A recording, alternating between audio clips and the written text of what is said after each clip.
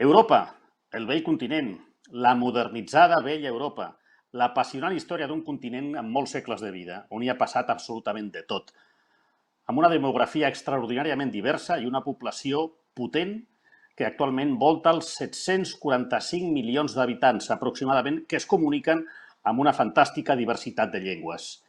I aquí, la Unió Europea present cada vegada més com a referent del dia a dia del que passa al seu territori. Per parlar d'Europa, un home que ha nascut a Europa, a Barcelona, a Catalunya, a Espanya, a Europa, un 4 de febrer de l'any 62, a Barcelona, que és advocat, llicenciat en dret, professor universitari, periodista i, lògicament, per això estem aquí, portaveu i director de comunicació del Parlament Europeu, Jaume Duch. Això de la virtualitat té aspectes meravellosos. Servidor, soc a Barcelona. Jaume, on ets? Què tal? Bona tarda. Hola, bona tarda, Sergi. A mi m'agradaria molt estar a Barcelona, però de moment estic a Brussel·les encara. T'ho podria canviar, eh? En funció dels dies que tenim aquí, una mica estranys, podem negociar un canvi temporal. M'han dit que això no és cap... Ens posaríem d'acord. Sí, m'han dit que això no és cap entrevista, que és un diàleg. I, per tant, com a diàleg, t'haig de qüestionar pel fet que, estranyament, quan miro els diaris a l'iPad des del llit, jo ho faig així, estranyament, les portades en pocs dies l'any coincideixen i totes les portades són certament optimistes i eufòriques davant del que va passar ahir, d'aquesta injecció econòmica. Què ens pots explicar, què ens pots traduir, perquè vas fer un fil de Twitter arran del que va passar ahir sobre aquesta mena de alegria col·lectiva d'això que ens ha caigut, dels diners que ens han caigut? Home, hi ha moltes coses que es podrien dir i les podem anar comentant perquè, efectivament, la idea és que això sigui un diàleg, no que jo m'enrotlli massa, sobretot d'aquestes coses, però, esclar, la Unió Europea, pel que sigui, té acostumats els periodistes a les males notícies. Els periodistes i en els ciutadans, entre altres coses perquè, tot i que aquí cada dia hi ha de tot, i la major part del que passa és positiu, doncs, com tu saps, la premsa normalment va a buscar allà on hi ha la dificultat, on hi ha el problema, on hi ha l'ensopegada, on hi ha la crisi, on hi ha la batalla, per entendre'ns. Si em permets, Jaume, a Nova York, si em permets, als Estats Units, als anys 70 va haver-hi un diari que es deia, possiblement ho saps això, es deia Bones Notícies, i va durar un mes. Clar, va durar un mes, però no perquè no hi haguessin bones notícies, sinó perquè a la gent a vegades sembla que no els interessin les bones notícies, en tot cas, els que fan els diaris. Però, efectivament, després de 4 o 5 dies amb tanta tensió i tota aquesta explicació gairebé minut a minut de les discussions, la Merkel i el Macron per un costat, els altres per l'altre, els frugals, els no frugals, etc. Què ha passat? Que hi ha hagut un acord. Però és que, a més, ha sigut un acord que, efectivament, és un acord històric. Vull dir, en els 60-70 anys que portem, diguem-ne, de convivència com a Unió Europea, mai s'havia pres una decisió tan important que mobilitza tants, no ja milions, sinó milions també d'euros i que al final el que fa és confirmar que efectivament la Unió Europea es va crear per fer les coses conjuntament, mútuament, per ajudar-se i per crear una certa solidaritat. No tot el que es va aprovar és perfecte i, de fet, ja veuràs que demà en el ple del Parlament Europeu escoltaràs la part positiva i la part negativa i potser una part o algunes d'aquestes coses, diguem-ne, negatives les haurà de solucionar o intentar solucionar el propi Parlament Europeu amb la negociació que comença ara, però, esclar, hem estat mesos i mesos parlant d'un plan Marshall europeu i al final tenim una decisió que és 2 o 3 vegades el plan Marshall. És a dir, aquests 700... És que me'n recorda molt a l'anunci de la loteria.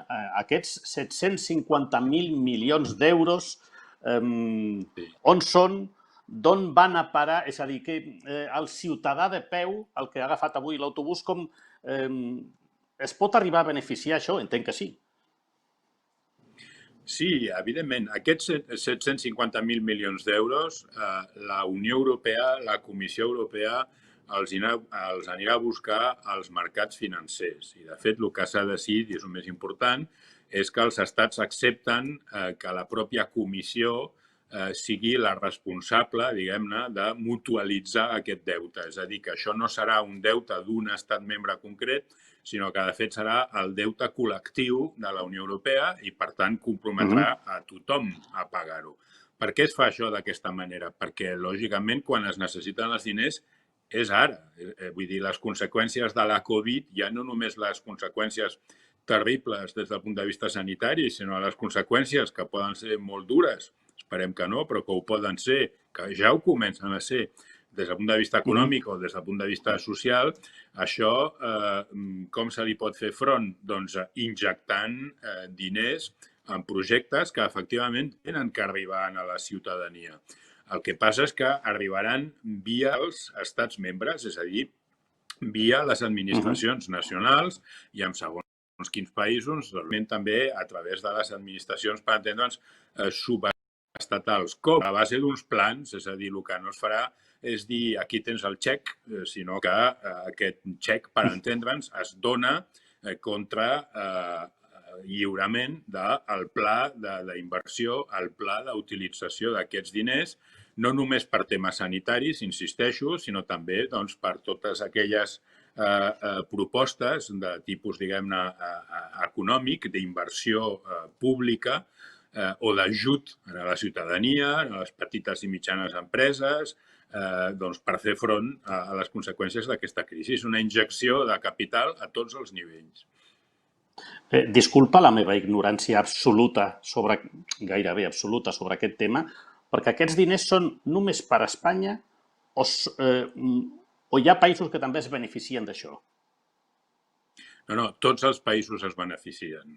Això que hi ha el nord que dona diners al sud no és cert. Primer, no és el nord que està donant diners al sud, ni el sud en el nord, perquè ja et dic, és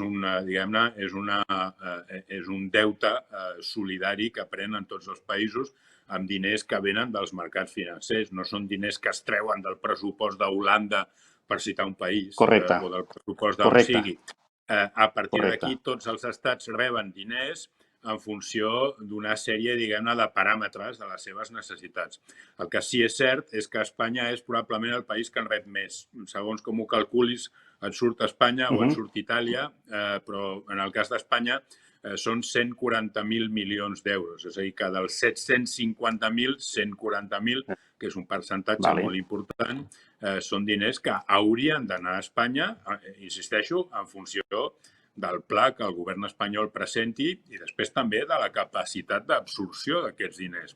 Perquè a vegades ja ha passat i continua passant a la Unió Europea que hi ha països que tenen teòricament accés a X milers de milions de fons regionals o socials o el que sigui i després, com que no ho poden cofinançar tot o no són capaços de, diguem-ne, de gastar-ho tot, doncs al final hi ha una part d'aquests diners que no es gasten. Però home, jo tinc que pensar que en aquest cas concret, aquests 750.000 milions que s'han de gastar en 3 anys, doncs s'invertiran bastant ràpidament, no?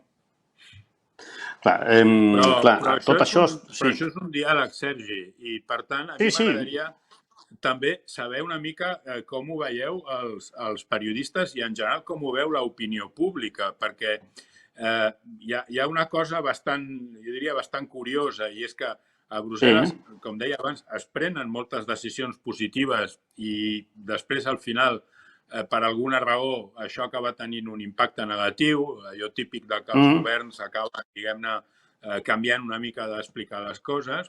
I aquí ens trobem, curiosament, amb una decisió que és històrica, que és molt important i que segurament canvia fins i tot la naturalesa de la pròpia Unió Europea, la fa més federal, però no tot el que es va decidir, diguem-ne, està ja tancat o no tot és perfectament positiu. I en canvi he vist, per exemple, en la premsa espanyola, però no només, que hi ha com una espècie de, no sé com dir-ho, d'exaltació. De reticència. Exaltació, sí. Per això et deia jo... La gent està realment contenta. El mal costum, o bon costum, no ho sé, de mirar uns diaris via iPad, via tauleta, cada matí des del llit, altres, quan estic fent el primer cafè del dia, són 2 només, I a mi em sembla difícil veure que diaris acabin compartint les seves opinions, però no només editorials, sinó les portades a 5 columnes com si fos el maná, el americano, que deixa diners, aquesta part d'aquests 140.000 milions, dels 750.000 en total, que deixa diners, presta diners a Espanya. I per això et deia, m'ha tocat molt.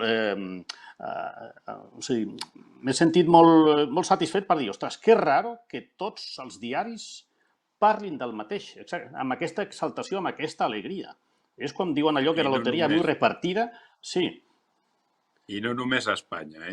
Si mires les portades dels diaris d'altres països, és una mica el mateix a tot arreu. Evidentment, els angles no són sempre els mateixos. A Itàlia són bastant similars a Espanya. Les portades a França o a Alemanya són portades en les quals es subratlla el paper que han jugat els seus propis líders, l'Angela Merkel o el president Emmanuel Macron. És normal, és lògic. Les portades holandeses són una mica com sí, com ça. Sí, està bé, però encara tenen dubtes de si això no és massa o potser s'hauria d'haver fet d'una altra manera. Però si tu t'agafes els corresponsals de Brussel·les, i aquí hi ha un miler de corresponsals, gent de tot arreu, i parles no amb tots ells, evidentment, però amb uns quants del país que siguin, sí que veuen una mica l'abans i el després d'aquesta decisió. És a dir, sí que pensen per primera vegada davant d'una crisi molt forta, molt complicada i que pot tenir realment conseqüències molt negatives per molta gent i que d'alguna manera es podria haver carregat la pròpia Unió Europea si la Unió Europea no hagués estat capaç de reaccionar. Doncs aquesta reacció s'ha produït i s'ha produït segurament molt més ràpidament i molt més fort del que tothom pensava. I és curiós que els mateixos periodistes, suposo que per una mena de síndrome d'Estocolm, després d'estar 5 dies i 5 nits seguint la cimera, se'ls veu tan contents com els que han pres la decisió. És a dir, la pròpia premsa està satisfeta i això probablement és el que fa que tu, quan et prens el cafè, llegeixis el que estiguis llegint, doncs vegis que efectivament hi ha una certa eufòria, un cert optimisme del que podrà fer la Unió Europea a partir d'ara. Bueno, així ha estat. En aquest sentit, tu creus que la Unió Europea, des de la teva percepció, té una oportunitat històrica per dir per favor, per treure pit, per autoreivindicar-se? Ho creus? Jo crec que sí. Sí. Jo crec que sí. Ho farà? Jo crec que era un moment de la veritat. I em recorda tant que els primers dies de març, quan tothom estava perdut i ningú sabia ben bé què acabaria passant amb aquest bitxo, les conseqüències del coronavirus, que els governs intentaven posicionar-se cadascú pel seu costat sense saber massa què és el que podien fer o què és el que havien de fer. Hi va haver molta gent també que va començar a criticar la Unió Europea. On està la Unió Europea? Què fa? Per què la Unió Europea no ens envia mascaretes? Per què la Unió Europea no ens posa més hospitals? Per què la Unió Europea... De sobte semblava que tothom esperava que la Unió Europea immediatament, diguem-ne, arribés i posés ordre, per entendre'ns, a tots els països de la Unió Europea, no només a Espanya, a Itàlia o a França. És a dir que, curiosament, es va donar una situació en la qual la ciutadania el que va donar a entendre és que per ells el més normal és que la Unió Europea tingui competències en moltes coses, que les exerceixi i que quan hi ha un problema, que és un problema, diguem-ne, global, que no és només d'un país, sinó de tots, doncs el lògic és que sigui la Unió Europea la que surti a intentar-lo arreglar. I això és molt important, però això no és la realitat. Perdona. I com a director de comunicació de la Unió Europea, parlaves ara fa una estona del mes de març. Ha estat fàcil comunicar tenint una mena, no diré exèrcit, però una bona col·lecció de comunicadors certament reticents, no en contra, però sí una mica reticents al que feia la Unió Europea. Ha estat fàcil, no ha estat fàcil comunicar durant aquesta pandèmia? Parlo com si hagués passat, i no ha passat. No ha estat fàcil i quasi diria que fins ahir no ha estat fàcil. Per què? Perquè, per el que et deia, és a dir, perquè la gent parteix de la base de que la Unió Europea ho pot fer tot. I com que ho pot fer tot, ho ha de fer, i ho ha de fer ràpidament. però la Unió Europea hi ha temes amb els quals existeix i és molt poderosa, per entendre'ns, hi ha temes en els quals l'únic que pot fer des de Brussel·les és intentar una certa coordinació dels governs, si els governs es deixen coordinar. I en matèria sanitària, si tu vas a mirar el tractat de la Unió Europea, doncs trobaràs que hi ha un article petitet que ve a dir això, és a dir, que si els estats es poden coordinar, doncs millor, i si no, doncs malament, però no hi ha una competència sanitària, diguem-ne, central, per entendre'ns, des de Brussel·les.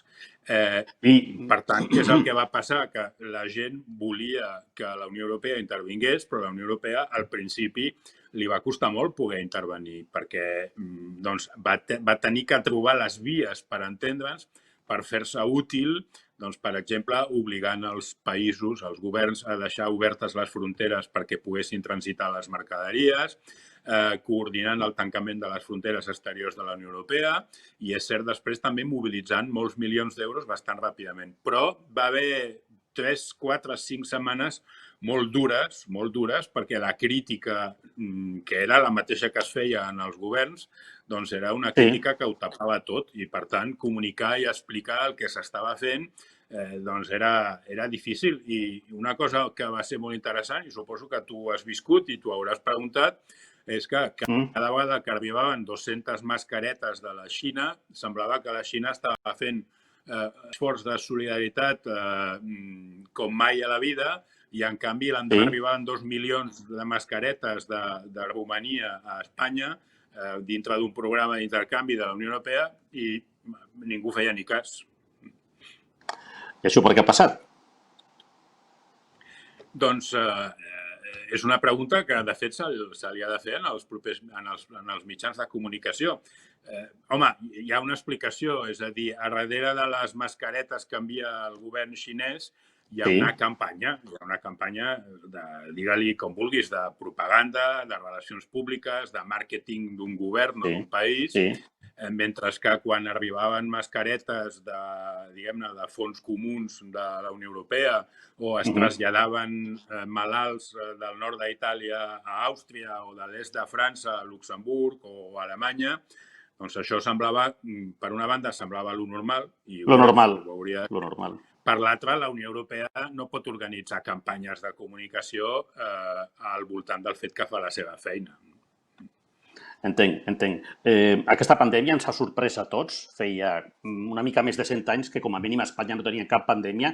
Tots, quan dic tots, són tots els europeus que hem reaccionat de la millor forma possible, particulars, governs, tothom. Què heu après des de la Unió Europea per si, vés a saber si al gener hi ha un altre bitxo? Perquè teòricament ens van dir que a l'estiu amb la calor el bitxo es moria. Un munt d'epidemiòlegs deien no, esto en verano cae. No. La principal regla d'or que des de la Unió Europea heu dit, mira, si torna a passar això, aquesta conclusió està treta? Sí, està treta, però encara no estem en aquesta situació. És a dir, encara no estem en el si torna a passar, perquè encara no ha deixat de passar i encara hi ha moltes coses que no se saben. I sobretot encara hi ha moltes coses que estan per fer o que no s'han acabat, i la principal és la vacuna. El dia que tinguem la vacuna probablement veurem les coses d'una altra manera. Però algunes conclusions ja es poden prendre i a vegades són conclusions molt senzilles. Per exemple, 27 països no poden estar pendents de que els hi arribin mascaretes d'un sol país del món o que els hi arribin respiradors que només es fabriquen a un sol país del món.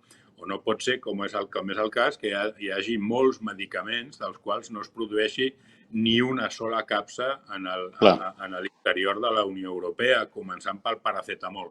Això no pot ser, és a dir, està molt bé la globalització, té coses molt positives, també té altres de negatives, però el que no pot ser és que hi hagi una crisi sanitària i tinguis que barallar-te amb molts altres països per accedir a un mercat que, a més, en aquell moment es converteix en un mercat, diguem-ne, molt complicat, per dir-ho finament.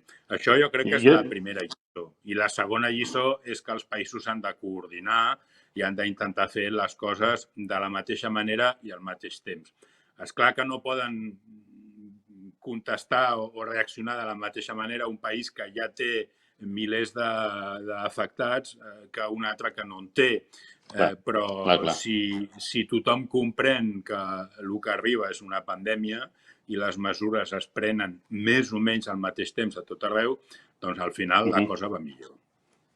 No em queda gaire temps, però sí vull tocar un, dos, tres temes de forma molt lineal. Una, hem vist imatges del Parlament de Catalunya, el Parlament espanyol, amb pocs diputats, poques diputades. També al Parlament Europeu, aquests plens telemàtics. Això, una expressió que ha estat molt de moda i no sé si m'agrada gaire, que és, ha vingut per quedar-se? Sí i no. Jo crec que en el cas del Parlament Europeu, efectivament, com dius tu i com altres parlaments, doncs encara avui, demà hi haurà un ple, per exemple, i ho podràs veure.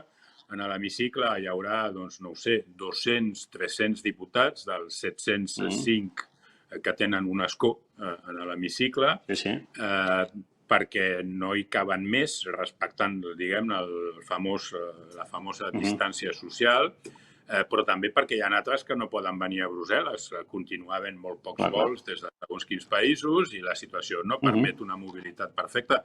Per tant, efectivament, demà tindràs probablement la meitat dels diputats aquí i l'altra meitat seguint per televisió i votant per un sistema de vot, diguem-ne, a distància.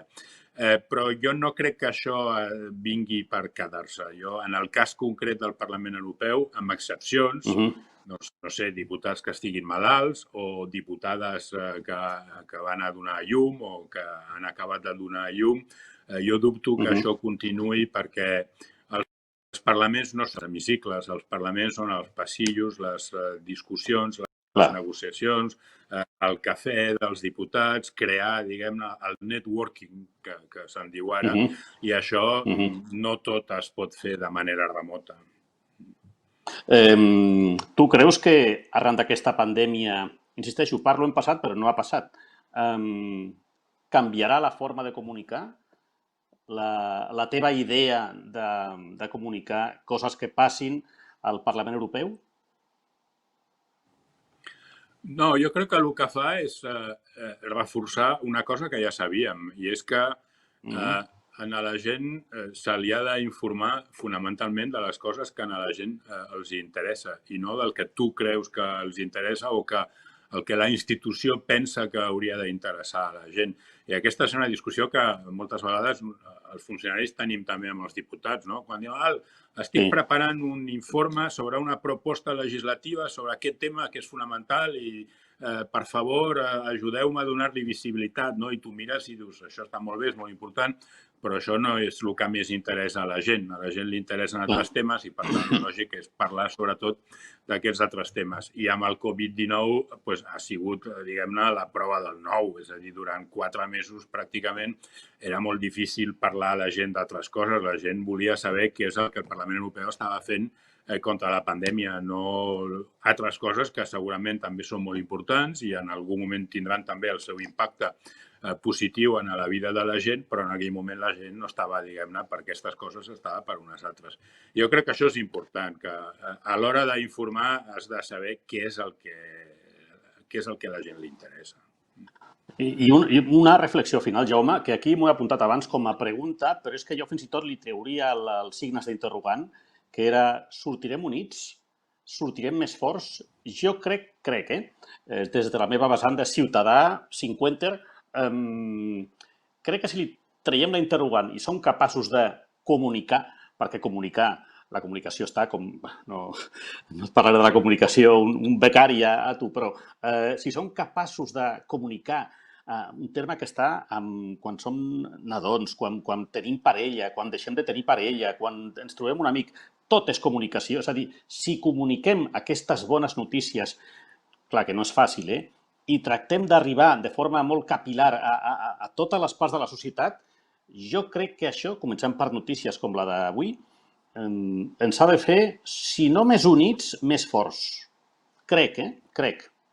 Però ara et faig jo la pregunta a tu, perquè tu ets periodista i comunicador. Tu creus que la gent accepta fàcilment que la informació del que fan les institucions europees, nacionals, les que vulguis, els hi arribi directament de la institució o prefereixen que els hi arribi via els mitjans de comunicació? Perquè moltes vegades ens demanen què feu per informar la gent i al final tens la sensació de que hi ha algú que espera que nosaltres anem casa per casa a explicar el que la institució fa, però jo crec que en un mercat, diguem-ne, lliure i políticament plural, no és la institució la que té que vendre's.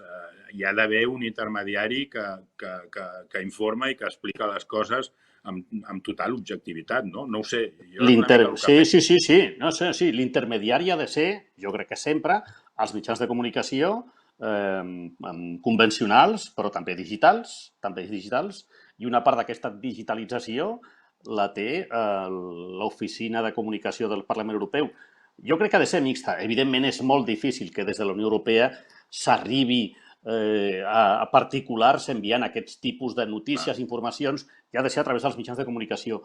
Però no pel fet que ho facin els diaris, la Unió Europea no ha deixat de fer aquestes coses. És a dir, crec que ha de ser mixta, sens dubte. I molt matxacón. Per mi, molt matxacón, intentant arribar als que acabaran votant d'aquí uns anys. I sé que és difícil, sé que és molt difícil. Intentant arribar als nens. Digue'm raro... No, nosaltres, una de les nostres prioritats, primer, estem fent les dues coses, és a dir, estem intentant comunicar directament per la gent que sí que vol estar en contacte amb el Parlament d'una manera o d'una altra, però això és una minoria, la gent en general s'interessa per altres coses primer, però després tu saps que el que fem sobretot és intentar facilitar la vida del periodista, tant del corresponsal que està aquí com dels milers i milers de periodistes que no estan aquí però que també, diguem-ne, fan feina sobre temes europeus. Ara, dintre del que és el nostre contacte directe amb la societat, sí, la prioritat gent jove. No sé si que tenim programes, per exemple, de cooperació amb les escoles i organitzem activitats formatives, ajudem als professors, organitzem fins i tot el que diem l'Euroscola, una espècie, diguem-ne, de sistema de creació d'un Parlament Europeu dels estudiants que es reuneix també de tant en tant. Tot això ho fem, però, esclar, també sabent que els nens, per entendre'ns, primer, encara no voten i segon, encara estan en un procés de formació i, per tant, és delicat i sí, t'hi pots adreçar amb ells, però tampoc no els hi pots omplir el cap. Home, en les últimes eleccions europees sí que vam fer diguem-ne, una feina bastant intensa per informar sobretot els primers votants, la gent jove entre 18, 25 i 26 anys, que són els que encara han de decidir per primera vegada en la seva vida si votaran o no votaran, i bueno, va funcionar bastant bé perquè al final, si et mires l'augment de participació de les europees de l'any passat, la major part d'aquest augment ve precisament de gent jove que altres vegades no votava i que aquesta vegada, per les raons que siguin, doncs van decidir que sí, que els interessava i que anaven a votar. Jo, de bon gust, ara, Jaume, em podria teletransportar i fer un viatge a una d'aquestes places meravelloses de Brussel·les i compartir amb tu un aigua amb gas, un cafè o qualsevol cosa per continuar la xerrada, però ja ho deia el gran Constantino Romero, el tiempo es oro. Gràcies per aquesta xerrada, no sé si entrevista, no sé si xerrada, no sé si preguntes de l'ignorant durant aquests minuts a l'espai de la Unió Europea. Ja saps que estàs convidat i, per tant, el dia que tot això es normalitzi una mica, no sé si serà la nova modernitat o la nova normalitat o no tinc ni idea, però el dia que puguis passar per aquí, fins i tot una cervesa. Ja saps que Bèlgica és el país de la cervesa i, per tant, jo amb gust continuem xerrant. Esclar que sí. Estupendo. Gràcies, Jaume Duch. A tu, Sergi. Ha estat un plaer. Fins aviat. Adéu.